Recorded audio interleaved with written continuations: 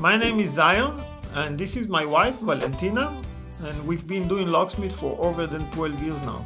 Here in our channel, we will share our knowledge and everything we learned over the years. Here you will find everything about locks and keys, whether it's for your home, office or vehicle. We will cover it all. Alright, today I'm going to show you how to replace a battery on Infiniti Key Fob. It's a push to start. So in the back you have this little button to slide. You slide it out, then we can take the emergency key out.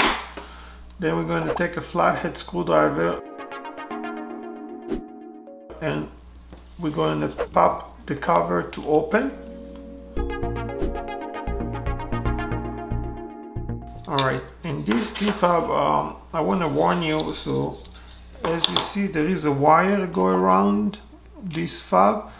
So if you cut this wire by mistake or something, the fob will not be functioning anymore. So you need to be very careful about it. Alright, okay, then we're going to take this battery out. And we're going to put a new battery in.